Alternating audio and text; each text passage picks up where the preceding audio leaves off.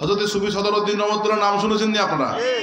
বাজারিয়ার পীর সাহেব হুজুর। হ্যাঁ, উনি যখন বালক বয়সে ছিলেন তখন তিনি বাড়ি থেকে বের হওয়ার পর একটা মজ্জুব লোক, যে গায়ের মধ্যে ধরেন একটু এলোমেলো পোশাক, চুল এলোমেলো, বললো এই বালকের দিকে আসো, আমার এই জুব্বাটা ধুতে পারবা, ধৌত করে দিতে পারবা, পরিষ্কার করে দিতে পারবা? হ্যাঁ পারবো। তখন উনি বালক বয়সে সুফি সদরউদ্দিন রহমতুল্লাহ মসজিদ থেকে, ওই দরবেশ থেকে কি করলেন, জুব্বাটা নিলেন, নিয়ে সেটাকে ভালোভাবে সাবান দিয়ে পরিষ্কার করে ধুয়ে মুছে সুন্দর করে এটা পরিষ্কার করে তার হাতে দিলেন দরবেশ রাতে। ওই মজ্জুব দরবেশ আল্লাহওয়ালা ব্যক্তি, সে উনি জামার দিকে তাকিয়ে বললো যে তুমি আমার এই জামাকে এত সুন্দর পরিষ্কার করে দিয়েছ, আমিও দোয়া করি যেন আল্লাহ তোমার অন্তর, তোমার কলবটাকে পরিষ্কার করে দেয়। ওই দোয়া আল্লাহ কবুল করে ফেলেছেন। হযরত সাইয়েদ আহমদ, যে সাইয়েদ আহমদ বেলরবি রহমতুল্লাহ এর মুরিদ হযরত শাহ সুফি নূর মোহাম্মদ নিজামপুরের রহমতুল্লাহ, নাম শুনেছেন আপনারা? নিজামপুরে তার মাজার মিরসরাই, কত বড় দরজার ওলি সুফি নূর মোহাম্মদ নিজামপুরের রহমতুল্লাহ। ওনার পীর শায়েখ ছিলেন কে? সাইয়েদ আহমদ বেলরবি রহমতুল্লাহ। যখন একটা মাহফিলের মজলিসে সাইয়েদ আহমদ বেলরবি রহমতুল্লাহ এর ইস্তেনজার প্রয়োজন হলো, তিনি ইস্তেনজাখানায় যাওয়ার আগেই সুফি নূর মোহাম্মদ নিজামপুর রহমতুল্লাহ সেখানে একটু আতর ছিটিয়ে দিলেন। কি ছিটিয়ে দিলেন? সুগন্ধ ছিটিয়ে দিলেন। হুজুর যখন ইস্তেনজা করতে গেলেন, ইস্তেনজা করার পরে তিনি যখন বের হলেন, তিনি বললেন বাবারে, আমি ইস্তেনজা করতে খুব আরাম পেলাম, আমার কাছে সেখানে সুঘ্রাণ লেগেছে, কে এই কাজটা করেছো, কে সেখানে আতর দিয়েছো? তখন মাওলানা কারামাত আলী জৈনপুর রহমতুল্লাহ বলেছেন যে আমাদের ভাই নূর মোহাম্মদ সাহেব এই কাজ করেছে। তখন সাথে সাথে পীর সাহেব আল্লাহর কাছে দোয়া করলেন, হে আল্লাহ, আমার ইস্তেনজাখানাতে যেরকম সে সুগন্ধ দিয়ে ভরপুর করে দিয়েছে, আমিও আপনার কাছে দোয়া করি, প্রার্থনা করি তার এই চিরকালের ঘর কবরকেও আপনি সুগন্ধে পরিণত করে দিয়ে।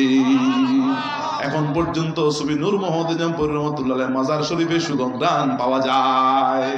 আমি নিজে পেয়েছি 2 বার, বেশ কয়েকবার জিয়ারত করার আল্লাহ সুযোগ করে দিয়েছে, কিন্তু আমি 2 বার এই সুঘ্রাণটা পেয়েছি।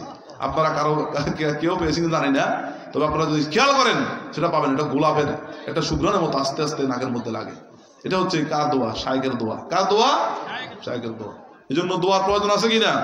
রাসূলুল্লাহ সাল্লাল্লাহু আলাইহি ওয়াসাল্লাম ইরশাদ করেছেন, আল্লাহর বান্দাদের মধ্যে এমন কিছু বান্দা আছে যাদের চুলগুলো উস্কো খুস্কো, চুল এলোমেলো, গায়ের মধ্যে ধুলায় মলিন পোশাক, কিন্তু তাদের সাথে আল্লাহর এমন একটা সম্পর্ক, দৃঢ় সম্পর্ক, মজবুত সম্পর্ক, তারা যদি কারো জন্য দোয়া করে সেটা আল্লাহ কবুল করে, আবার কারো জন্য বদদোয়া করলে সেটাও আল্লাহ কবুল করে নেয়।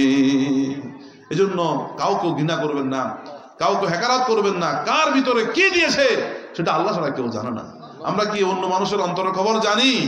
এমন এমন মানুষ আছে, হয়তো রিক্সা চালায়, ঠেলা গাড়ি ছাড়ায়, হয়তো যে চাষবাস করে বা মুদি দোকান করে, কিন্তু তার তাকওয়া ফরেজগারি এত বেশি স্বচ্ছ সুন্দর, আল্লাহ রাব্বুল আলামিন তার নামটা আল্লাহর ওলিদের লিস্টের ভিতরে লিপিবদ্ধ করে দিয়েছে।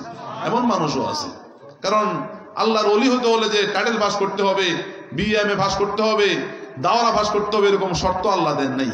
আল্লাহ রাব্বুল আলামিন ওলিদের শুধু 2টা শর্ত দিয়েছেন, আল্লাযিনা আমানু ওয়া কানু ইয়াত্তাকুন, যারা ঈমানদার হবে এবং যারা আল্লাহকে ভয় করবে, আল্লাহর ভয়ে নিজের জীবনের যাবতীয় গুনার কাছ থেকে দূরে থাকবে, আল্লাহর ভয়ে আল্লাহ পাকের যাবতীয় হুকুমগুলো পালনের চেষ্টা করবে, সর্ব অবস্থায় আল্লাহকে ভয় করবে, ওই ব্যক্তিটাকে আল্লাহ ওলি হিসেবে কবুল করে নেবে।